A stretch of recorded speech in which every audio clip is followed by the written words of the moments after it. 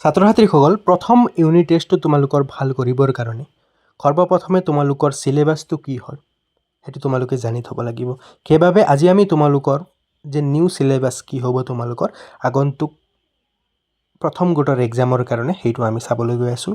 So আহা আমি start কৰোঁ। চেনেলটো ছাবস্ক্ৰাইব কৰিবা, ইনফৰমেশ্যনবোৰ পাই থাকিবা। প্ৰথমতে চোৱা তোমালোক ইউনিট টেষ্ট 1ৰ কাৰণে অসমীয়াৰ সিলেবাসটো চোৱা। বৰগীত লেচন তোমালোকৰ পদ্যখণ্ড, জিকিৰ উদ্যোগী হওঁ আহা আৰু দ্ৰুত পাঠৰ পৰা তোমালোকে চাব লাগিব তিৱাসকল, দেউৰীসকল, নেপালী ভাষী, গোৰ্খাসকল। ঠিক আছে, তোমালোকক ৰচনাও আছে তোমালোকৰ যিটো একাডেমিক কেলেণ্ডাৰ দিছে তাৰ মতে তোমাৰ ৰচনা। চ' নিজৰ নিজৰ তোমালোকৰ ডিষ্ট্ৰিক্টসমূহত কি দিয়ে বা কিমানটালৈকে লেচন কমপ্লিট কৰা হৈছে সেইবিলাকে লাষ্টত দিয়া হ'ব তোমালোকৰ। যেনে ধৰি লোৱা প্ৰাচীন ভাৰতীয় শিক্ষা আৰু ধৰ ঝাৰু ধৰ ভাই দুটাৰ পৰা যিকোনো এটা তোমালোকৰ যেতিয়া জুন মাহৰ অন্তিম সপ্তাহলৈকে যেতিয়া যিমানকেইটা লেচনসমূহ পঢ়াই পেলাই শেষ কৰি থাকে 3টা বা 4টা সেই মৰ্মে তোমালোকৰ এক্সামটো পতা হয়। চ' মই ইয়াত তোমালোকৰ দি দিছোঁ, এইটো তোমালোকে চাই ল'বা।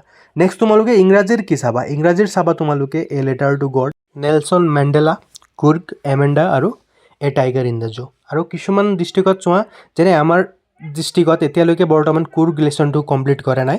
এ letter to God, Nelson Mandela, Amanda, a tiger in the zoo এইখিনি আহিব বুলি দিছে। তথাপিও তোমালোকৰ একাডেমিক কেলেণ্ডাৰ মতে কুৰ্গ দিয়া আছে, সেইকাৰণে তোমালোকে সেইটো এবাৰ চাব পাৰা। নিজৰ নিজৰ ডিষ্ট্ৰিক্টসমূহত যিবিলাক লেচন কৰা হৈছে, মই আকৌ ৰিপিট কৰিছোঁ তোমালোকক, যিবিলাক লেচন তোমালোকক পঢ়োৱা হৈছে সেইবিলাকে তোমালোকক এক্সামত আহিব।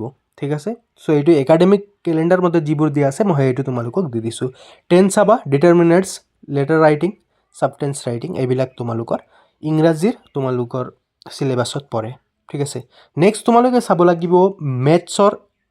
ভালধৰণে চাবা তোমালোকে মেথছৰ তোমালোকে ৰিভিজন চেপ্টাৰ যিটো তোমালোকৰ আছে, পুনৰ আলোচনা যিটো অসমীয়াত হয়। বাস্তৱ সংখ্যা, ৰিয়েল নাম্বাৰছ চাবা তোমালোকে, বহুপদ চাবা, পলিনমিয়েল চাবা তোমালোকে, আৰু ত্ৰিভুজ ট্ৰাইংগলটো তোমালোকে জানা যে 6.2লৈকে দিয়া থাকে, সেইবিলাক তোমালোকে চাবা। আৰু একেই ছেম প্ৰচেছ মেথছৰ ক্ষেত্ৰতো তোমালোকৰ ডিষ্ট্ৰিক্টত কিমান লেচনলৈকে পঢ়োৱা হ'ব বা 3টা বা 2টা লেচন কিমানটা কৰা, সিমানৰ ভিতৰতে তোমালোকৰ ইউনিট টেষ্টটো পতা হয়।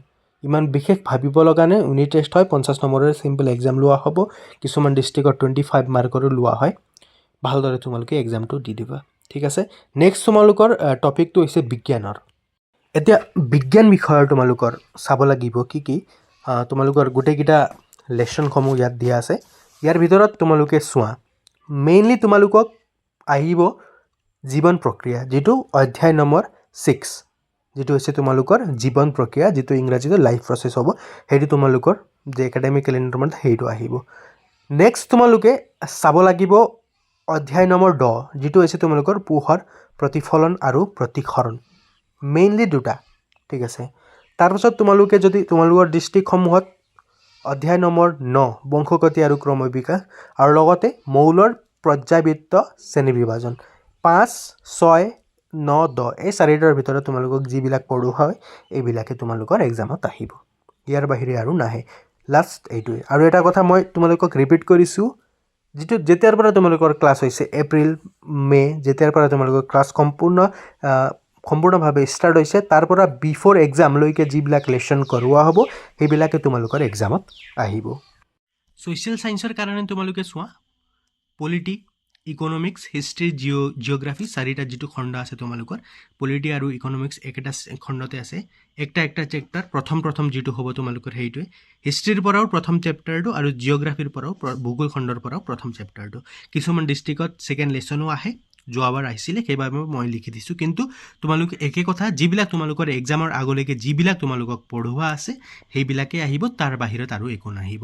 ঠিক আছে, স্কুলত দিব তোমালোকৰ চিলেবাছটো, সেইটো মৰ্মে এইটো একাডেমিক কেলেণ্ডাৰ মৰ্মে এইবিলাক দিব লাগে। ঠিক আছে, আৰু তোমালোকৰ ইলেক্টিভ ছাবজেক্ট কাৰ কি হয় মই সেইটো বিশেষকৈ নাজানো, সেইবাবে তোমালোকৰ যদি ইচ্ছা আছে জানিবলৈ যে তোমালোকৰ ইলেক্টিভ ছাবজেক্টৰ কি কি লেচনবিলাক আহিব, তেতিয়া তোমালোকে কমেণ্ট কৰি জনাবা, মই তোমালোকক জনাই দিম। নেক্সট তোমালোকে ছাবস্ক্ৰাইব কৰিবা চেনেলটো, আৰু তোমালোকে ওৱান শ্বট ভিডিঅ'সমূহ পাই থাকিবা। আৰু তোমালোকৰ ইউনিট টেষ্টৰ কাৰণে, ফাৰ্ষ্ট ইউনিট টেষ্টৰ কাৰণে যিবিলাক তোমালোকক মই যিমান পাৰোঁ তোমালোকক প্ৰেক্টিছ পেপাৰ দিবলৈ চেষ্টা কৰিম। ঠিক আছে, সেইবাবে তোমালোকে চেনেলটো ছাবস্ক্ৰাইব কৰি ৰাখিবা, ভিডিঅ'সমূহ তোমালোকৰ উপযোগীকৈ ভিডিঅ'সমূহ পাই থাকিবা। আৰু আদাৰ্ছ পাৰ্চেলাক ছাবস্ক্ৰাইব কৰিবা, চাবা তোমালোকৰ ৰিজাল্ট ভবাতকৈ বহুত গুণ ভাল হ'ব। ধন্যবাদ।